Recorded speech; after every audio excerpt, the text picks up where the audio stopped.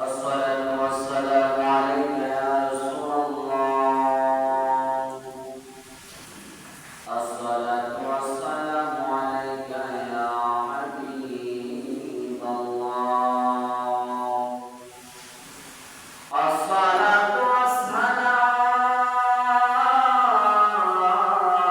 عليك يا شفيع المذنبين. الصلاة والسلام عليك يا رحمة للعالمين. الحمد لله رب العالمين والعاقبة للمتقين. الصلاة والسلام على سيد الأنبياء والمرسلين وعلى آله وأصحابه وأهل بيته وعلماء أهل سنته أجمعين. أعوذ بالله من الشيطان الرجيم.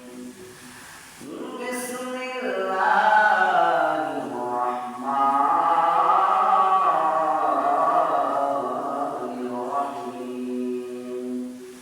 وعاشروهن بالمعروف فإن كرهتموهن فعسى أن تكرهوا شيئا ويجعل الله فيه خيرا كثيرا. صدق الله مولانا العظيم.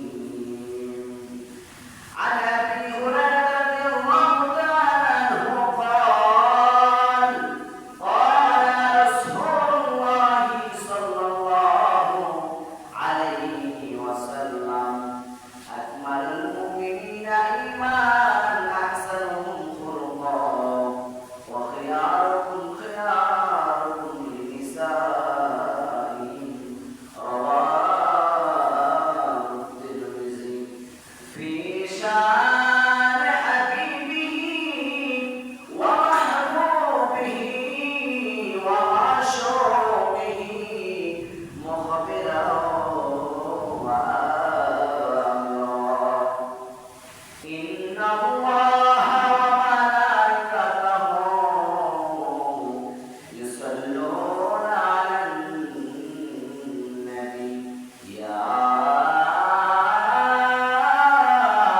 أيها الذين آمنوا صلوا عليه وسلموا تسليما. اللهم صل على سيدنا محمد وعلى آله سيدنا مولانا أرميا شركري. اللهم صل على مولانا محمد وعلى آله سيدنا مولانا. तेरी सिफ़ात में है बचा बचा नूर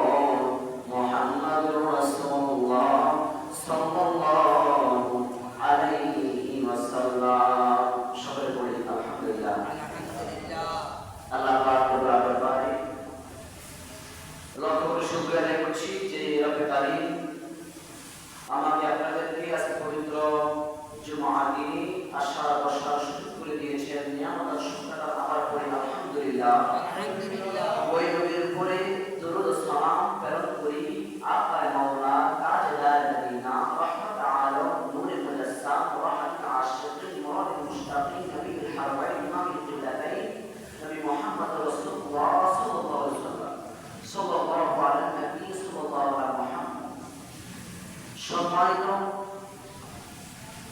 মুসলিম কারাম, আজ পবিত্র জিলহজ মাসের দ্বিতীয় খুতবা, স্বামী স্ত্রী পরস্পরের উত্তম আচরণ। আল্লাহ রাব্বুল আলামিন যেন আমাকে বলা এবং আপনাদের বোঝার তৌফিক দান করেন। আমিন।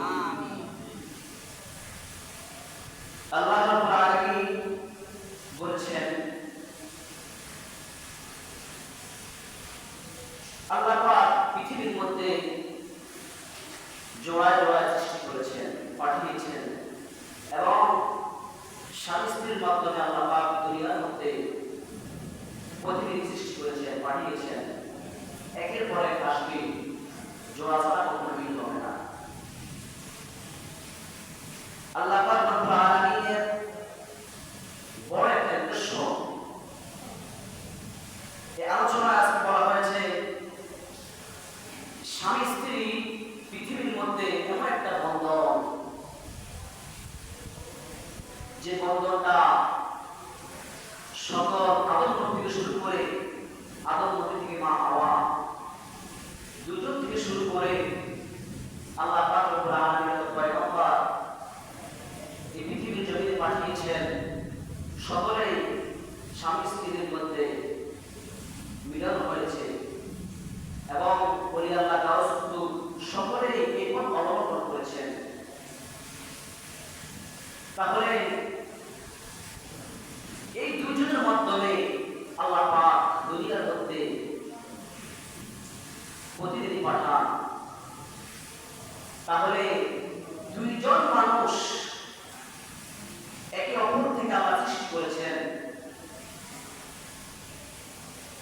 এই দুইজন মানুষ একসাথে থাকলে সংসার মধ্যে কিছু না কিছু অবস্থায় খুনসুটি হতেই পারে। সবারই হয়েছে, নবীদের হতো, কিন্তু আলোচনার ভিত্তি সকল কিছু সমাধান হয়েছে। আজকে আমাদের সমাজের মধ্যে আমরা এমন একটা জামানায় এসেছি, যে জামানার মধ্যে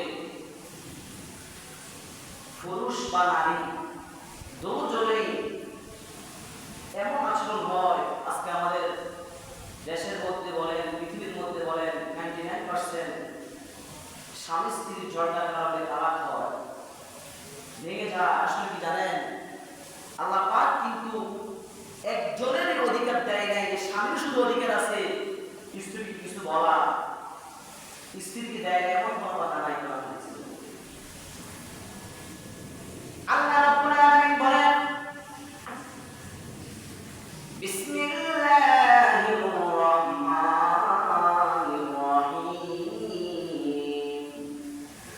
ওয়াশিরুহুন্না বিল মারুফ ফাইন কারিহতুমুহুন্না ফাআসা আন তাকরাহু শাইআন ওয়া ইয়াজআলুল্লাহু ফীহি খায়রান কাসীরা।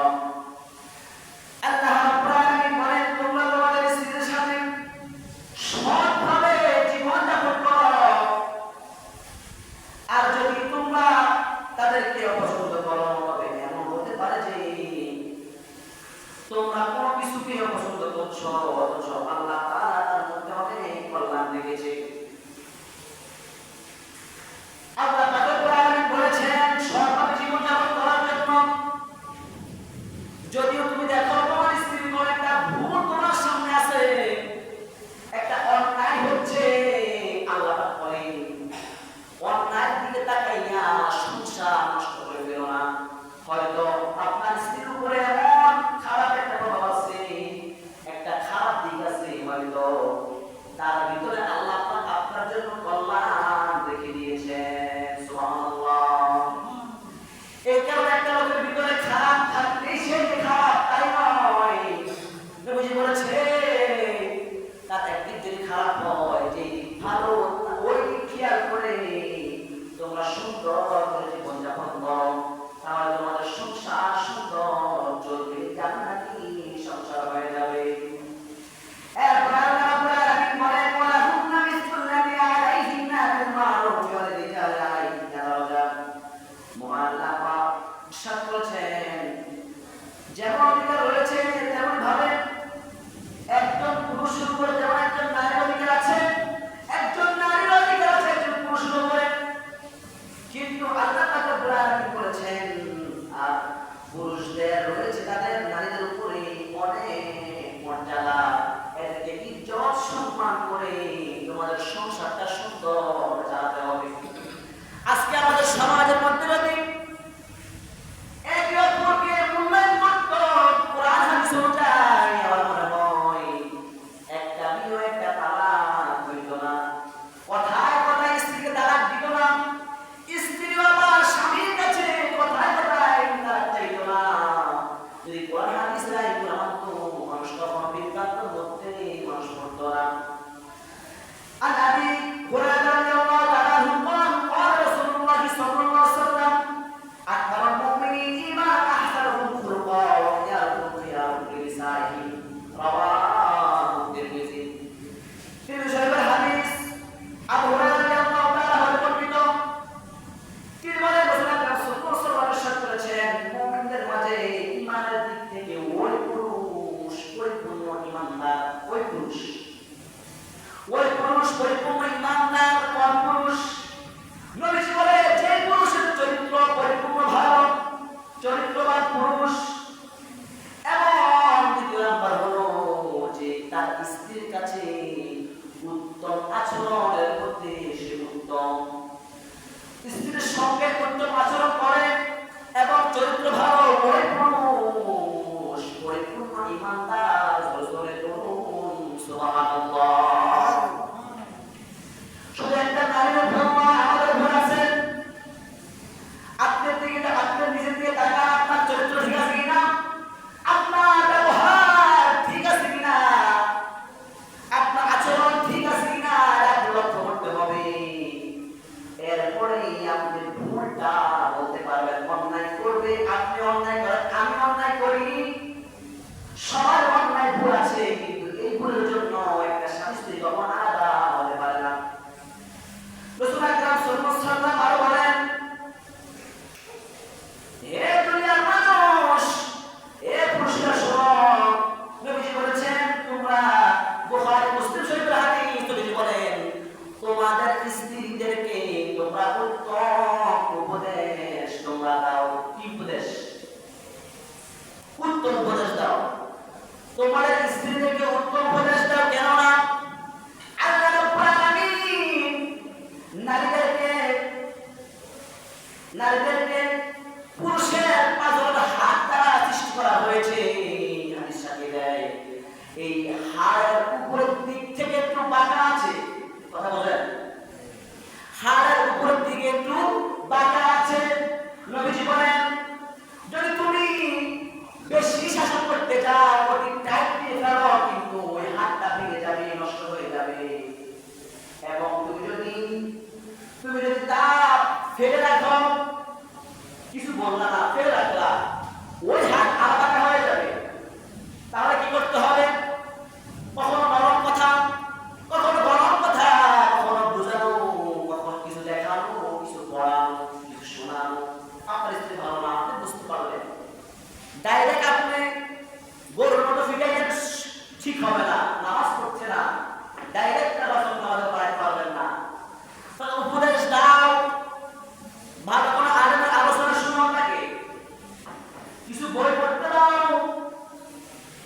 নারীদের জীবনী পড়তে দাও, রাজা বস্তির জীবনী পড়তে দাও তাকে, এবং ফাতেমা জাহরা রাদিয়াল্লাহু আনহা জীবনী পড়তে দাও তাকে। দেখবা আস্তে আস্তে যখন 5 ওয়াক্ত ডাইরেক্ট পড়ার দরকার না, এক ওয়াক্ত শুরু, এক ওয়াক্ত আপনি পড়েন, আপনি নিজে নামাজ পড়েন, আপনার স্ত্রীর সাথে রেখে নামাজ পড়ান।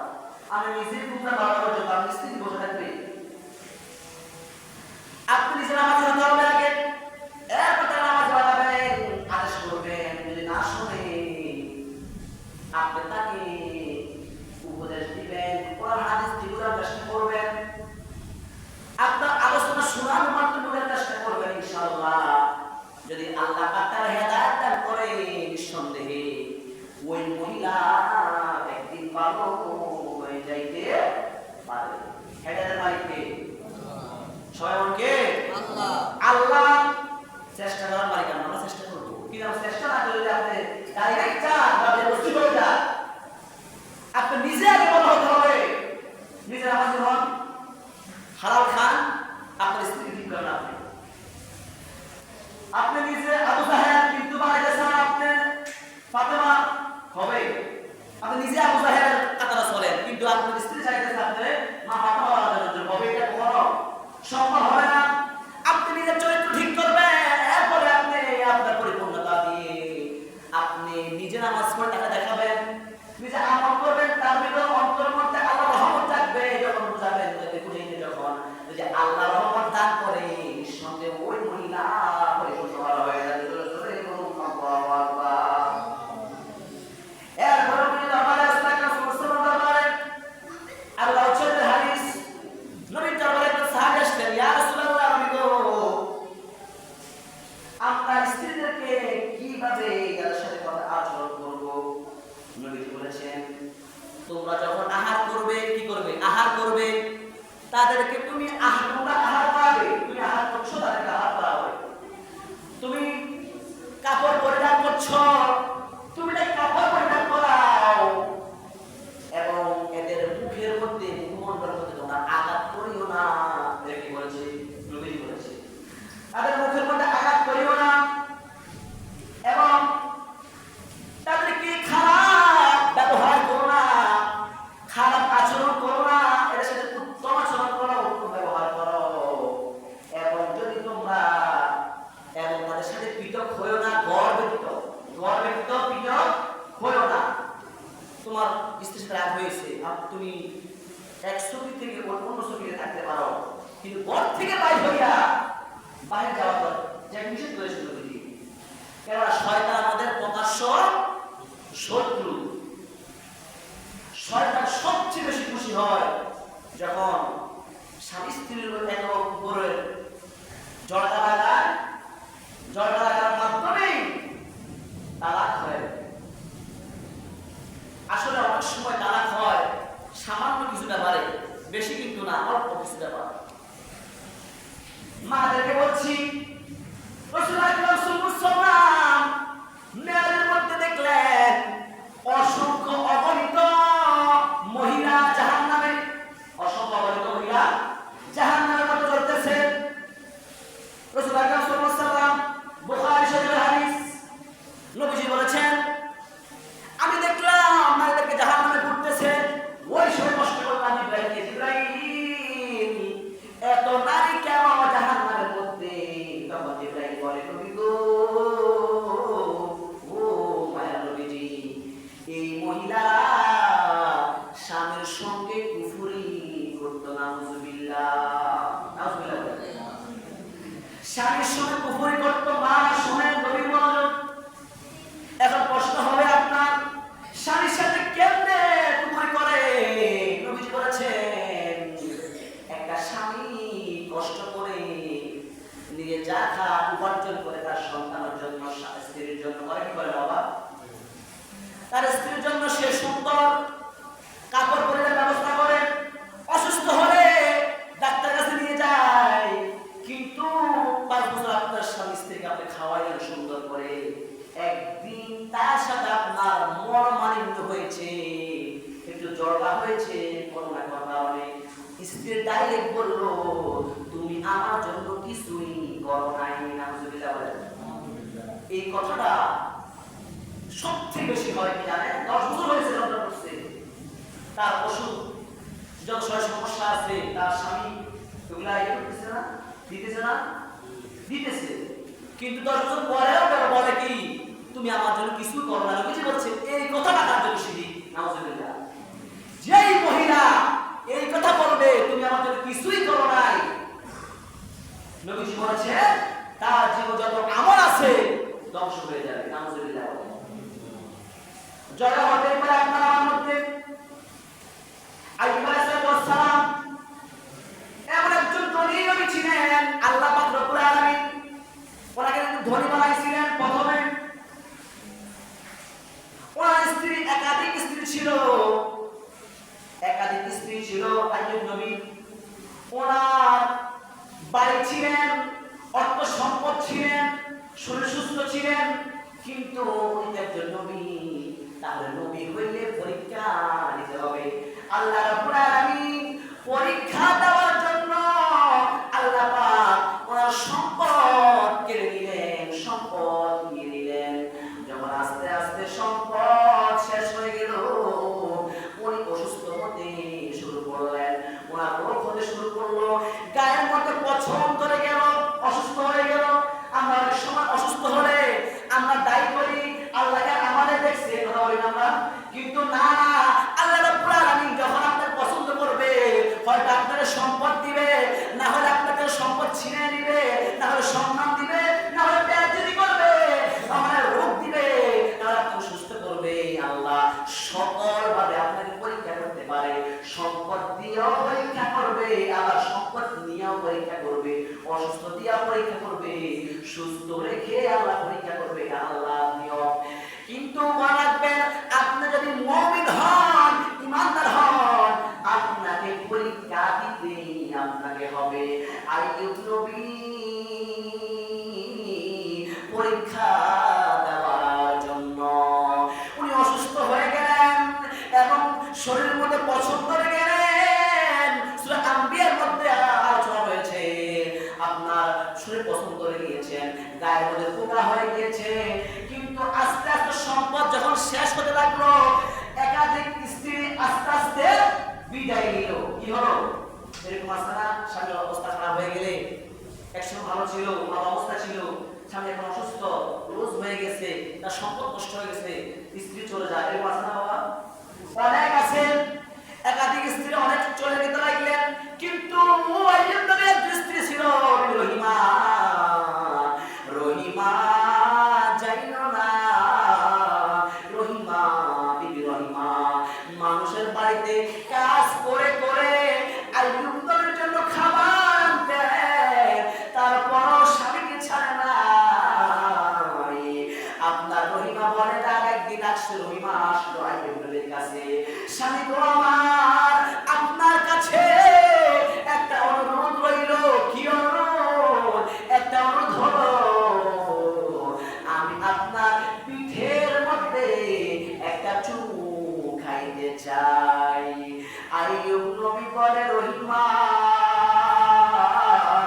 ও রহিমা গো, মানুষের স্বামীর কপালে চুমু খায়, ঠোঁটের মধ্যে চুমু খায়, হাতের মধ্যে চুমু খায়, কিন্তু তুমি আমার পিঠের মধ্যে কেন চুমু খাইবা? ওই সময় রহিমা বলে, না, আপনার, এটা আমার অনুরোধ, আপনার কাছে একটা অধিকার রাখলাম, আপনার পিঠের মধ্যে আমি চুমু খাবো।